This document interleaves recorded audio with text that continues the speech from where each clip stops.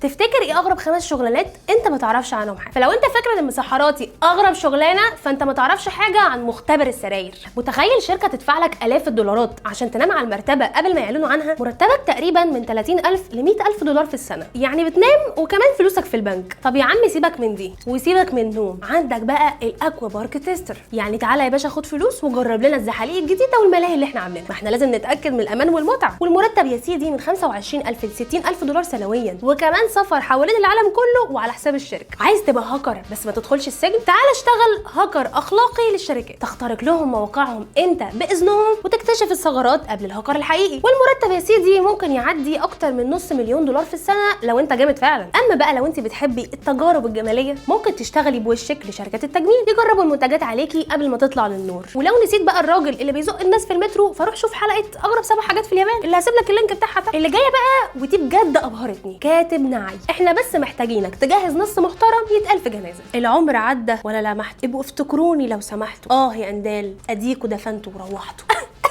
فلو زهقت من شغلك دلوقتي افتكر ان في العالم ناس بتاخد فلوس وهم نايمين، وان في ناس بتقفل الثغرات قبل ما حد يخترقها، وكل دي شغلانات حقيقيه وبيدفع فيها فلوس محترمه جدا. قول لنا بقى في الكومنتات لو جالك الفرصه تشتغل شغلانه من دول هتختار تنام وتقبض ولا تبقى هاكر جامد، ولا انت ايه شغلانه احلامك بالظبط؟